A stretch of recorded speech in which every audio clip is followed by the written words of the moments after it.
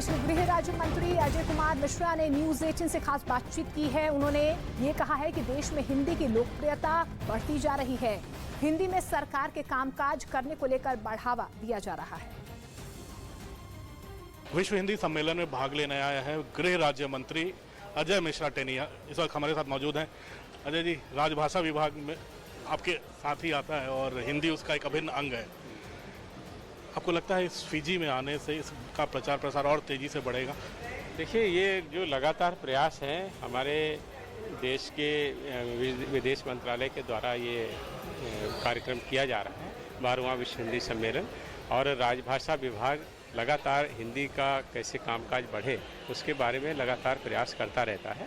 और देश के अंदर भी हमारी सारी क्षेत्रीय भाषाओं को लेकर के और हिंदी को लेकर के जिस तरह से लोकप्रियता बढ़ रही है और पूरी दुनिया में हमारी जो बड़ी संख्या भारतीय मूल के लोगों की है, उसके कारण मुझे लगता है निश्चित रूप से जैसे 40 से ज़्यादा देशों से यहाँ प्रतिनिधि आए हैं, वास्तव में यहाँ पर आकर के हमारी सभी भारतीय भाषाओं और हिंदी को निश्चित रूप से लोकप्रियता मिलेगी। जी, एक चीज़ और देखने में आती है जो ट्रांसलेशन का मामला होता है। कई बार देखा गया कि हिंदी का ट्रांसलेशन जो आता बड़ा, इंग्लिश से हिंदी ट्रांसलेशन हुआ बड़ा कठिन हुआ।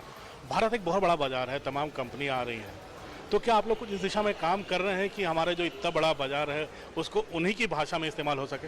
देखिए, ये आप देख ही रहे हैं कि निरंतर हमारे प्रयास हैं, और जो ये विश्व हिंदी सम्मेलन का जो थीम है वो थीम भी यही है कि हिंदी परंपरागत ज्ञान से आर्टिफिशियल इंटेलिजेंस तक। तो ऐसी सारी जो चैलेंज हैं जो दुनिया के स्तर पर हमारे सामने आ रहे हैं वो हमारी नज़र में है, और हमारे गृह मंत्री जी के नेतृत्व में हम लगातार उन सारी चीज़ों को करने की कोशिश कर।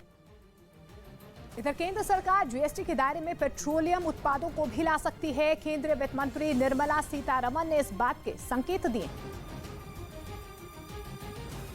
दिल्ली में कार्यक्रम के दौरान निर्मला सीतारमण ने कहा कि अगर राज्य तैयार होंगे तो पेट्रोलियम पदार्थों को भी जीएसटी के दायरे में लाया जाएगा। GST, gas, petroleum, the provision is already available for petroleum and natural gas, petroleum products to be brought into the GST.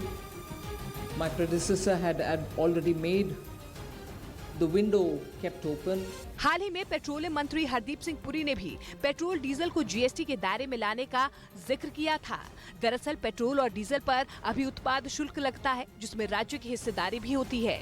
GST के दायरे में नहीं होने से राज्य अपने हिसाब से पेट्रोल और डीजल पर वैट भी लगाते हैं, जो उनके राजस्व का प्रमुख स्रोत होता है।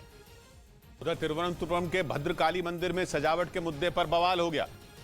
पुलिस ने मंदिर प्रशासन को आदेश दिया था कि मंदिर को अलग अलग रंगों से सजाया जाए और केवल भगवा रंग का इस्तेमाल न किया जाए, जिसका मंदिर प्रशासन ने विरोध किया। विवाद के बीच मंदिर में तोड़फोड़ हो गई, वहां जमकर बवाल हुआ। पुलिस ने आरोप लगाया कि हमले के पीछे आरएसएस और बीजेपी कार्यकर्ताओं का हाथ है, जबकि मंदिर प्रशासन पुलिस के आदेश के विरोध में है और मंदिर को कई रंगों से सजाने के खिलाफ है, क्योंकि उसका मानना है कि इससे धार्मिक भावनाएं आहत होंगी।